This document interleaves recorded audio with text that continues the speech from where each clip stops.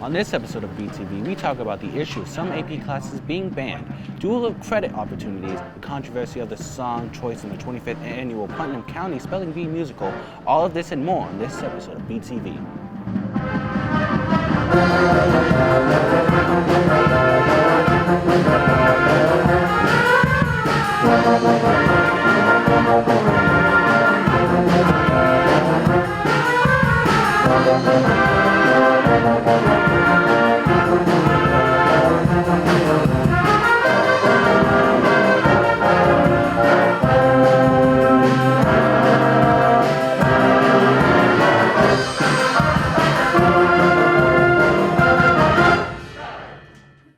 Welcome back, Buffs. I'm your anchor, Eden Williams-Parker. And I'm Nate Gestring, your co-anchor. Welcome to this episode of BTV. Recently, the state of Florida has banned AP Psychology due to the state's Don't Say Gay law. Reporter Alex Barker has the local reaction. Specifically with psychology, it is such a good course to take because it lets you know so much about how your brain functions and why it does that. Florida has been in the news for banning AP Psychology since the Gender and Sexuality Unit violates the state's Don't Say Gay bill. The Gender Sexuality Unit, which is like one small unit, has been banned by the state of Florida because it's Florida and they just have issues with anything that shows growth in this world. To some, AP Psychology is a very useful course. Everyone should know how people in general behave and all of that stuff is important and everyone needs to know about it, so it shouldn't be banned. The College Board, who oversees all AP classes, states that they cannot modify AP Psychology in response to regulations that would censor college-level standards, meaning without the unit, the class would not be eligible for college credit. Because I don't want them to miss out on all the other stuff that is there. I mean, I disagree with censorship, but if for some reason Kansas decided to go that route, I would still be willing to teach the topic. Currently, there has not yet been discussion about banning the class in Kansas. Sigwing is still willing to teach the class to students at Southeast, ban or not. For BTV, I'm Alexis Barker. Thanks, Alex. I'm so glad I don't live in Florida. Here at Southeast, there are many dual credit opportunities for students to take. My co-anchor, Nate, takes a look at these opportunities provided. Credit and concurrent credit classes are classes you can take in a high school for college credit. So dual credit classes are classes that are offered at Southeast or any high school, and those classes are working with the teachers currently here and with the high school students. And they are able to get credit at some of the universities or institutions. Concurrent classes are items that are whenever students go to the universities or the colleges instead of learning them here at the school. These classes can be very useful depending on your plans after high school, because they can give you a head start for college for less money. Cheaper opportunity for students to be able to take the classes, way cheaper than they would if they actually took them at the university level in college. So they're getting a chance to do it now. Some of these kids have even been graduating a high school diploma to an associate's as well. So it's just a quicker jump to be able to get some stuff done sooner, and it does make it more affordable. It made my workload less when I came to college, and that was really nice, having to adjust to college life and everything. It was really nice not to have to be able to do so much. These classes can help you in a variety of different college or career fields. So dual credit here, we have principles of marketing, we have financial literacy, and then we have some other business courses such as business essentials and computer essentials. And then most of our other teachers also offer things. Ms. Alexander offers anatomy and physiology. Downstairs, I do believe they offer something in FACS. But there are about 8 or 9 of us that also offer stuff, including in the math department. If you're looking for a way to get college cheaper and easier, check with your counselor. For BTV, I am Nathan Gestring.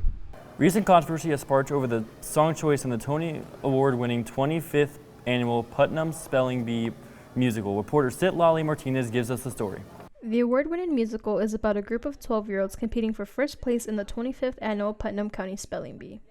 This musical is about a bunch of immature kids with all different personality types, competing in the spelling bee, trying to get first place so they can go to nationals in Washington. However, what we see on stage is not the original script of the musical. I watched the show, which really opened up my eyes to things that we're leaving out, such as censorship in the show. There's certain songs we had to change the words of to suit the high school environment. The song, My Unfortunate Erection, was switched to the cleaner version, My Unfortunate Distraction. I understand the change. I personally would have sing it, I would have liked singing that part, but, it makes sense.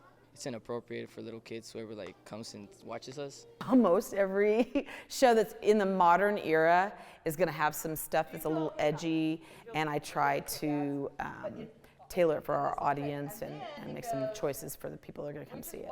Cast and crew worked hard to prepare despite the various modifications. We had 2 workshop days where we practiced the song and the choreography, and then on the audition day you read a script and then you do the choreo and then you do the song that you prepare. I'm excited to be part of the play because that's my first play, like actual play, and you guys should watch it. It's pretty funny. There's a lot of like comedy and stuff in it, lots of just random stuff, and then also you guys can be like part of the show if y'all like want to like be participating for spelling. There's like 4 participants, so that's pretty cool too.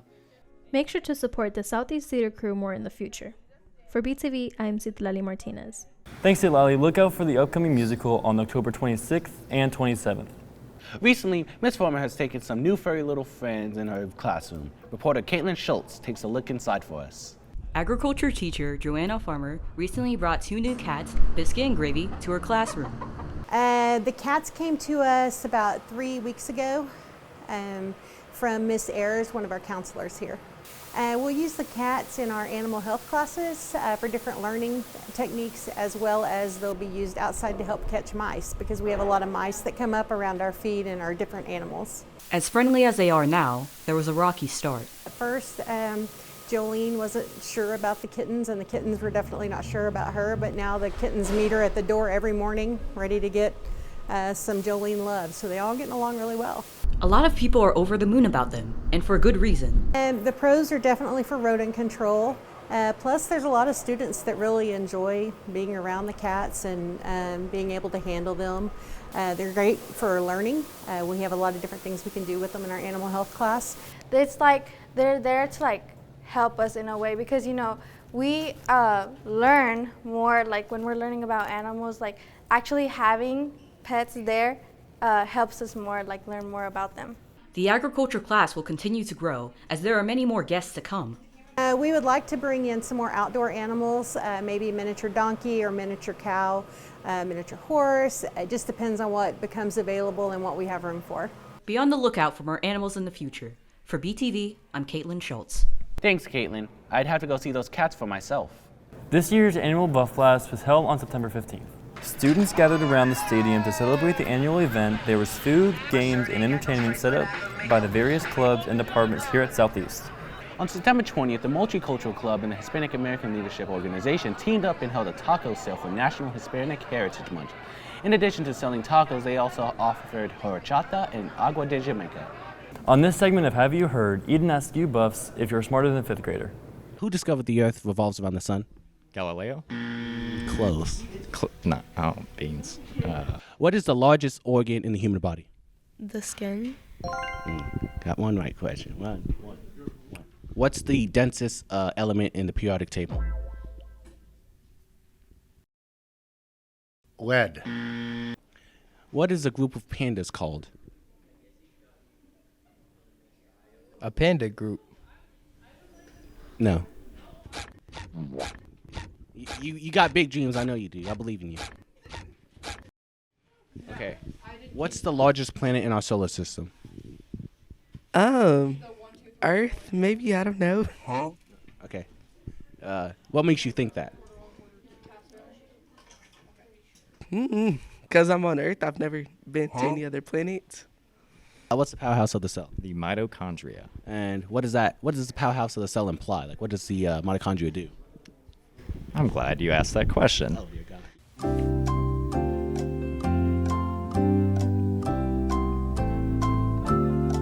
This year's fall homecoming was held on September 29th, and its theme was Under the Sea. Alex won Homecoming King, and Katie Moore won Homecoming Queen.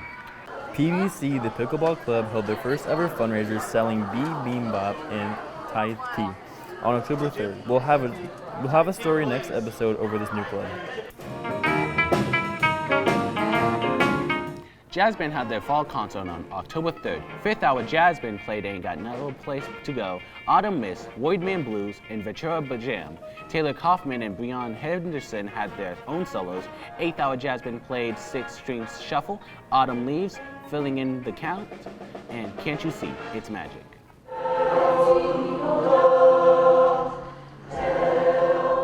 Choir had their fall concert on October 5th. Treble 1, tenor bass, chorus, Armenia Dottore, concert choir, and the Magicals all performed 3 to 4 songs. Salma Penna, the student's teacher, conducted 1 song per group. Now on to William Sandlin with the sports.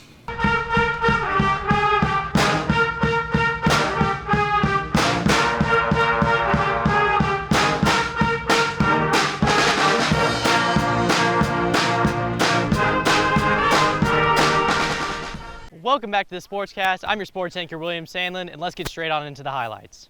Football is currently 1-6. On senior night on October 13th, they lost to South in a close game, 38-20. This year's seniors are Julius Mallory, Zion Young, Elijah Henson, Cervante Williams, Tavius Matthews, Dimitri Evans, Thomas Wilms, Avery Regina, Miguel Adams, Elliot Martin, Alex Halton, Jordan Newborn, Kamani McNeil Gray, Jason Guerrero, and Quentin Webb.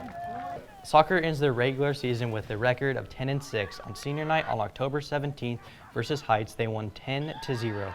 This year's seniors are Kamar Hewitt, Miguel Lorenzo, Moella Abendella, Kendi Schilling, Jacklick Wraith, Camilo Marcello, Ahmed Abdouli, Rahman Zewin, Sarah Markarth, and Malik Hassan. Volleyball ends their regular season with a record of 6-25. On senior night on October 3rd, they beat South. This year's seniors are Amaya Zayavong, Kayla Methman, Alana Shepard, Ava Whiteley, and Anise Thomas in their regular season game where they won against Heights.